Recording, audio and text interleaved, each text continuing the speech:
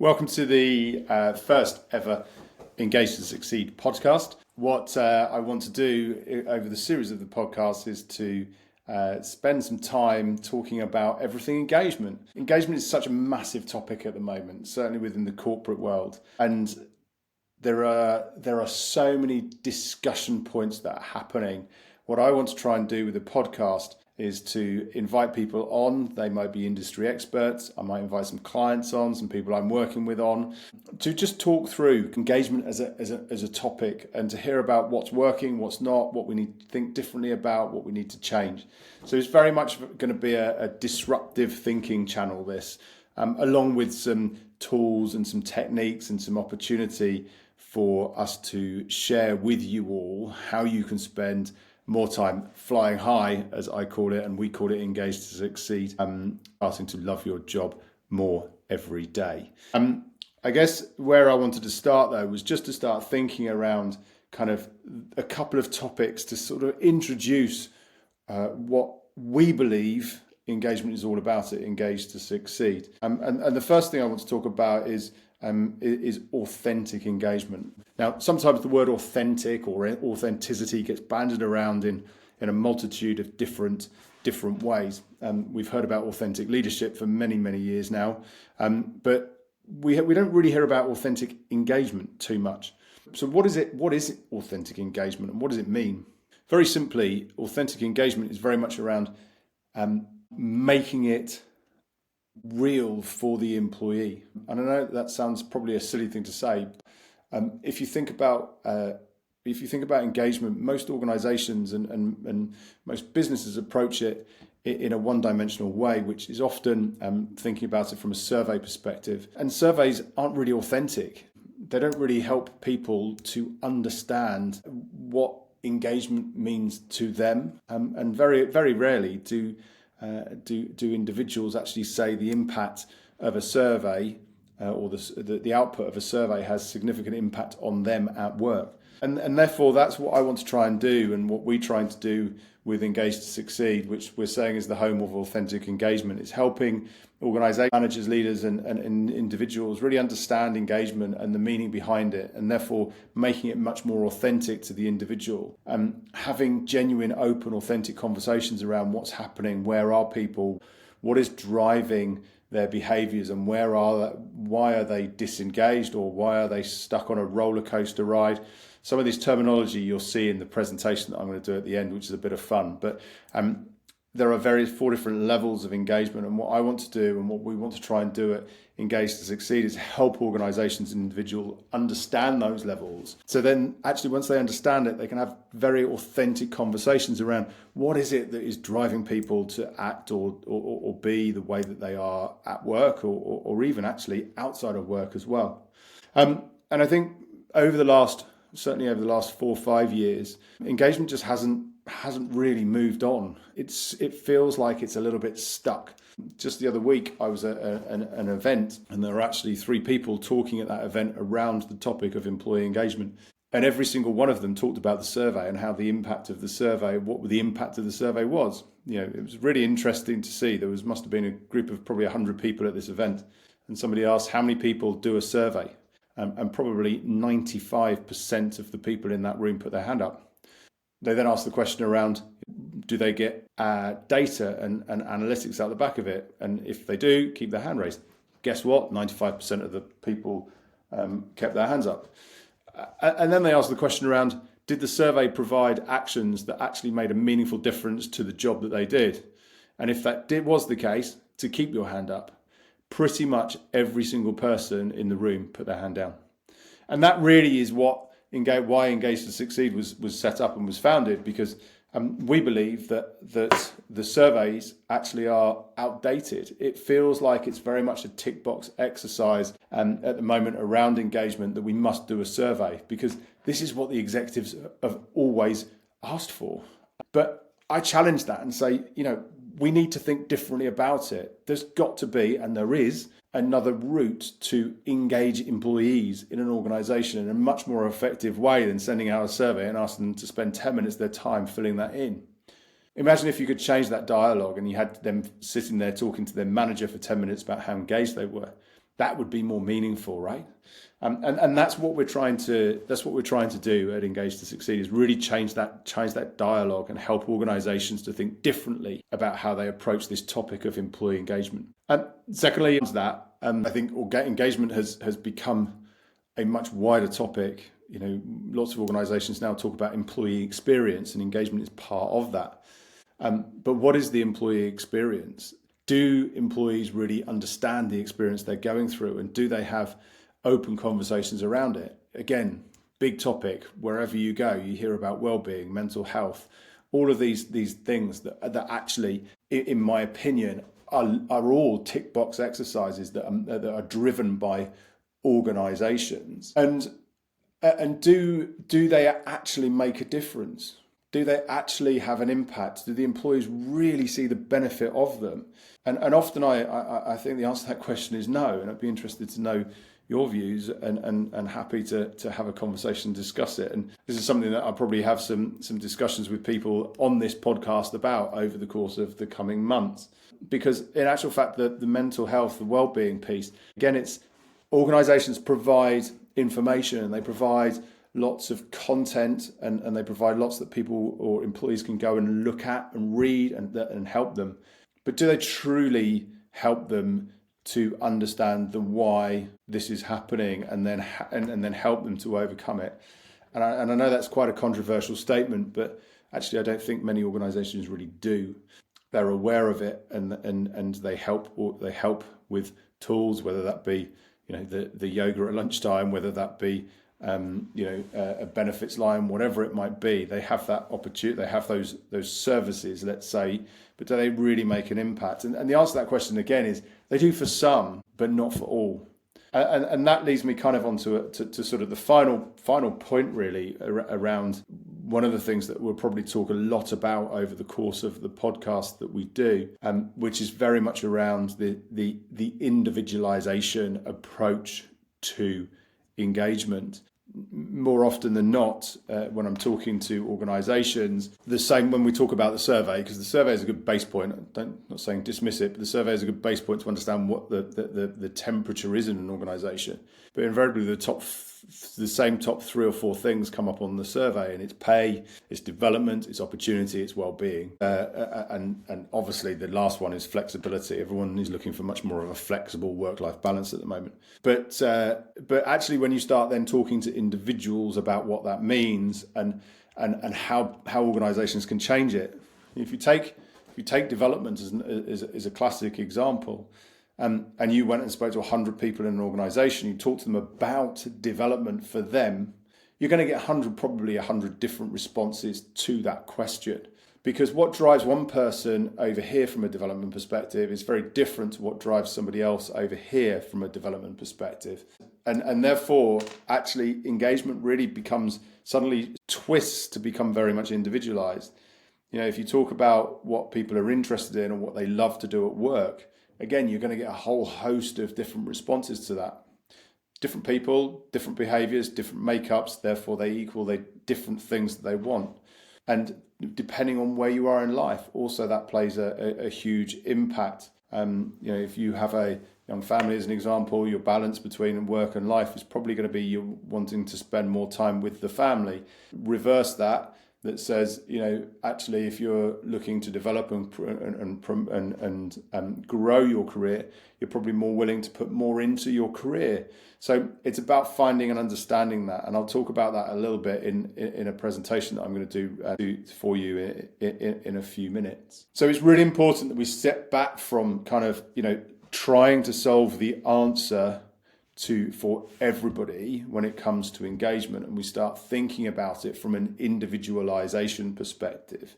It's a very difficult thing to do. If you've got a business of 10, 15, 20, 100 even, if you're the managing director of a business of 100 people, understanding kind of your employee population is much easier than if you're the CEO of a business that's 50,000 people. And so therefore, everyone always challenges me around this individualization piece. It says, James, how do you actually do that? And it's a relatively straightforward answer, really. It's not an easy overnight fix. It's not a 3-point turn in the road. It takes time to change those behaviors and that culture within an organization. And sometimes there are a lot of other things or dependencies that need to change.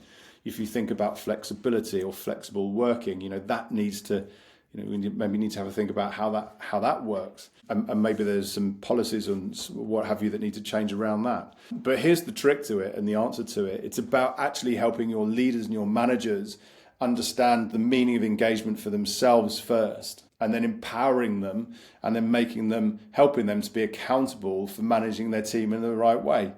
Not all roles you can do this, but when you have a role where you are not bound by time, or you're not bound by the specifics of delivering something to a client, etc., it's very easy to be able to say to somebody, you are contracted to do 7.5, 8 hours a day. How you do those 7.5, 8 hours a day is entirely up to you. And actually, is there anything wrong with doing a 2 hours on, 2 hours off?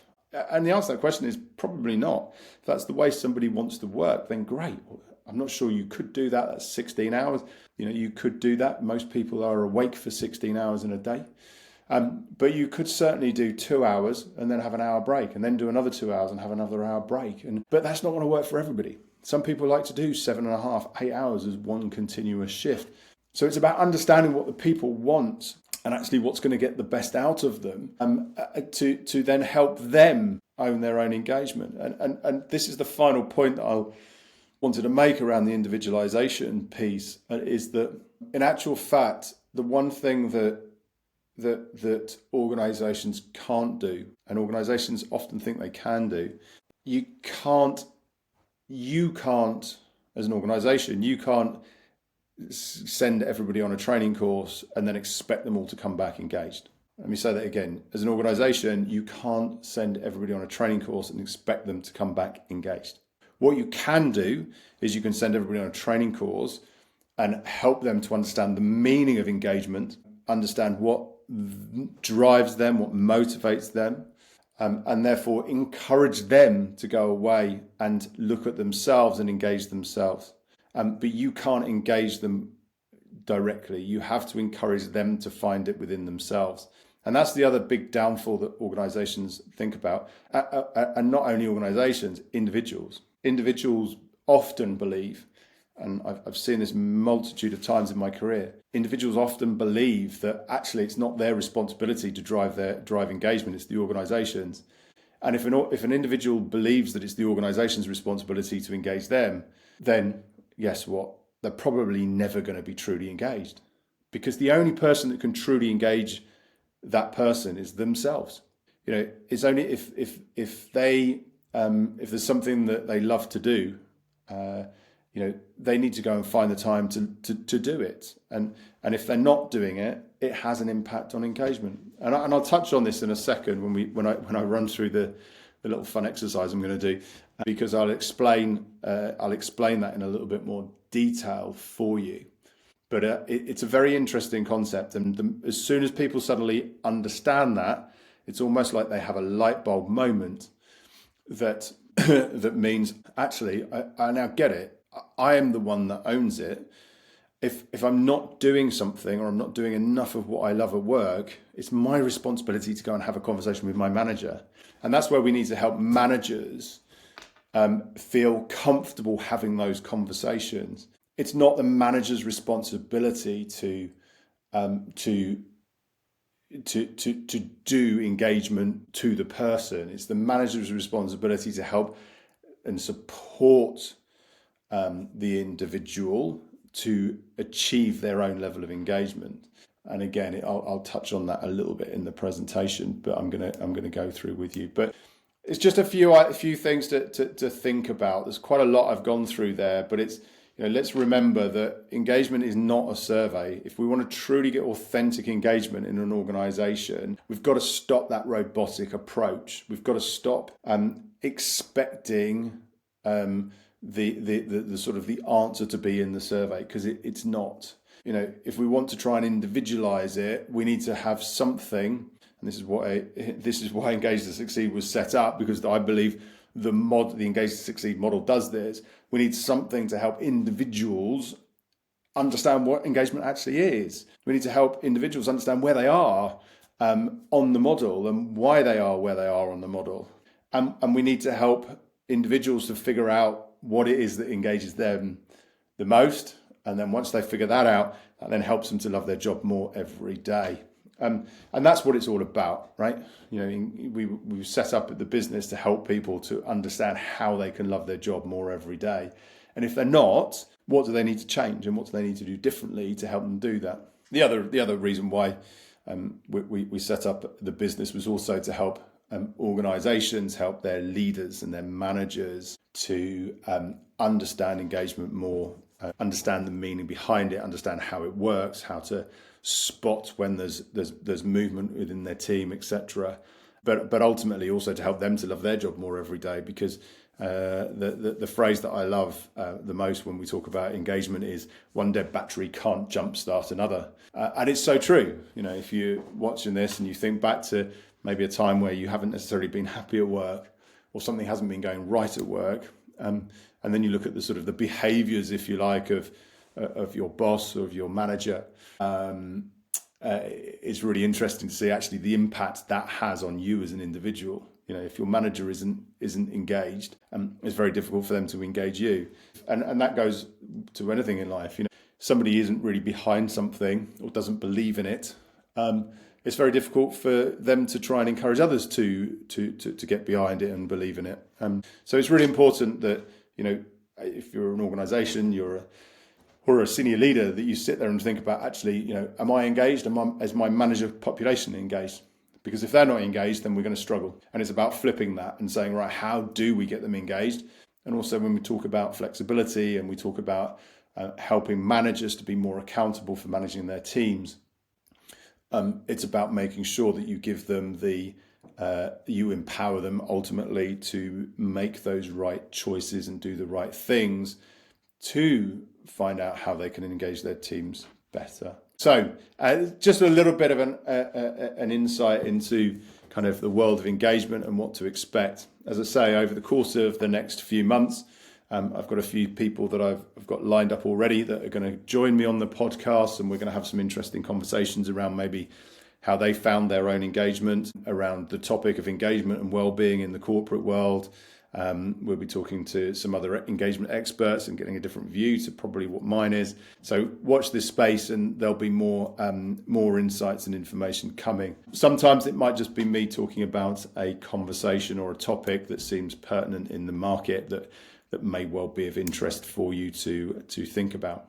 Now, one of the things I wanted to do today is I want to also make sure that there's a bit of not only informative podcast, but there's also a bit of fun in there as well, and a bit of learning for people. The event I talked about earlier on around the speakers that were doing talking about engagement, I had a really cool, fun concept to stop boring people with death by PowerPoint. Very basic, very, very simply, all it was you have 20 slides and 15 seconds per slide. So I thought it would be a bit of fun to see how I get on with that, and to create some slides. And I've got 20 slides to go through, but they're only on screen for 15 seconds. I'll give you a brief overview of what each of them mean, and I'll see how quickly I can keep on track and move things around. I purposefully haven't necessarily done a huge amount of preparation for this, just to see. I want to test it and see how it works. So you may find that I lightly go too quickly or too fast, but we'll see how we get on. It will be fun, no less. Let me quickly share my screen with you, and then we will get started. So here we go. So hopefully you can now see the slides. What I will do is I'm going to start the slides, and they are automatically on this 15-second revolve. So we will soon see the slides moving automatically and me frantically trying to keep up with them. But here we go. So let's start. So first and foremost, here we go. So I've talked quite a lot about employee engagement, and actually there's a massive question out there at the moment, which is there a revolution when it comes to employee engagement in the workplace? I've talked a lot about actually the survey And actually, does the engagement survey really provide the output that organisations need to help them to engage their people better? And actually, I think the answer to that is no. We need to think differently about this, and we need to help organisations to make engagement much more meaningful to employees. And not only meaningful, but we also need to communicate better when it comes to engagement. So we need to help the managers to keep it simplistic and understand it's individualised to everyone in their team. I've already touched on that today in the podcast, but it has to be simple, it has to be meaningful, it has to be individualised. And then finally, individuals need to understand how engaged they are and also that they own it. You know, it's very much down to the individual to own their engagement. Nobody else can do that for them. So this is where Engage to Succeed come in, because we want to make it meaningful. So here we go. Imagine this is a business. Engagement means helping your employees to love their job more every day. And we do this by utilising the simple Engage to Succeed model. And this is what it is. On the left-hand side, you can see life passions. It's all about passions. You have to achieve passions, and it's very much life passions. It's about what your passions outside of work as well as at work. And then down on the bottom, we also have life performance. You know, performance outside of work is as important as performance in work. If you're not achieving your performance in your personal goals, you're going to struggle at work as well. And so with those, we have 4 levels of engagement. The first one is called on the up. This is where we have a high degree of passion and a low level of performance, usually signified by somebody that started a new role or a new project at work. Once actually then performance increases, which it does, then move into the second category called flying high. Flying high is very much what we would classify as true engagement. High passions and high performance. But what happens is over time, often those passions start to dwindle. Things come up at work. You get overloaded and you end up on this roller coaster ride. Performance doesn't drop, but your passions start to drop down. And the danger here is if nothing is done about it, you stay on this roller coaster ride, and eventually what happens is the performance over time suddenly does start to drop. And as soon as the performance starts to drop, you tend to either quit and leave an organisation, or even worse, you tend to quit and stay in an organisation that then moves you down into the final category of the model, which is called stuck in a rut. This is where performance is low and passions are low. It can be a very difficult thing to get out of. But how do we embed these principles? You know, the model explains where you are, and hopefully you could understand where you are on that model. But how do we embed those principles in what we do? And the first thing that we need to look at, and I've touched on this previously, is around, we look at it from an organisational perspective. The organisation, we need to create meaningful messages. We need the executive team to have an overview of what it means. We need a consistency of language, and we need commitment to change. The second part of this is the manager. So the manager needs to support that meaningful message. It needs to be simple, simplify the engagement concept, and we need to empower the manager population to act on development. Finally, the third part is the individual part. The individual part is around individualizing engagement to the person. It needs to create a simple engagement journey with regular communications to support in development and create actions, not plans. Too often, organizations focus on action plans rather than action. So the time has come to make engagement more meaningful, simplistic, and individualized to everybody. And if we do that, that helps us to drive engagement forward. So my question to all of you that are watching this is, where are you on the model? Are you flying high? Are you on a roller coaster ride? Are you on the up because you've started something new, or are you stuck in a rut? Firstly, you need to understand where you are on the model, because that then helps you to determine what needs to change and what needs to develop to move things forward. So what drives activity? What are the daily activities that drive movement around the model? And what are the frequency of those activities? What are the derailers of the model? What are the things that derail you from flying high? What are the things that often you find that you are doing that mean you move from onto a roller coaster ride and you dip down? And how often do they occur? And then finally, the life balance. What is the life balance? Can you define the life balance? How much time do you want to spend outside of work versus at work, in work? Are you in sync or out of sync with that balance? And if you are out of sync, what needs to change? So hopefully if you enjoyed that, contact details, scan the QR code, and you can get my email address if you want to find out more. But this is all about helping you to love your job more every day. So thank you for listening. Note to self, check the slides before you start running through them. Some of the builds weren't quite as perfect as I'd hoped. So in the middle section, we got a little bit stuck, probably went a little bit over 5 minutes, but it was certainly fun going through that at speed and trying to explain the model. You can see actually what Engage to Succeed are trying to do is to help individuals make it more meaningful to them. And you think about the model and you think about where you might be on that model. That's the idea here, right? Where are you and why are you where you are? And one of the things that we aim to do at Engage to Succeed is very much help individuals to figure that question out. And things like the derailers, things like the movement around the model. Why do you move around the model? It's all to do with motivations and values. And I won't go into the detail of that today, but it's a really interesting process to go through.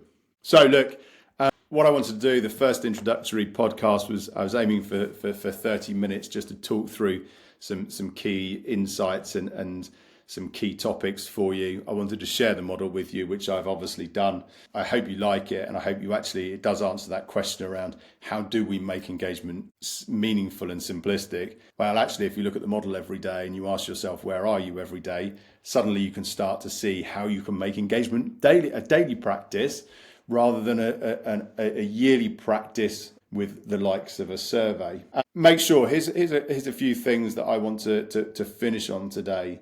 Engagement for me is very much, I know it's individualized, but we've got to keep it fun. We've got to keep it simple. We've got to talk about it on a regular basis. So rather than wait for your manager or wait for your leader to talk to you about it, reverse that conversation. Be honest and open about how engaged you are as an individual. And then ask, or talk about what are the things that are going to engage you more. And that hopefully will start a conversation and start much more of a meaningful conversation with your business around how you can improve things.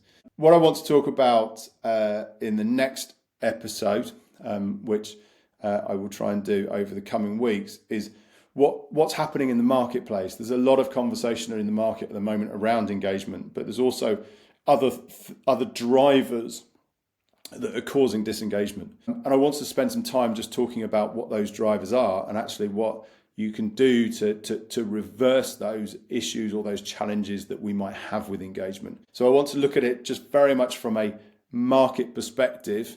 And I know the market is a bit tight at the moment. There's a lot of change happening in the market. But I want to talk about the market influences around engagement and actually what we can do to start changing those market dynamics to engage your people, engage yourself more every day. Great fun. Love talking to you about this. The presentation was good. I always like to show a little bit of content.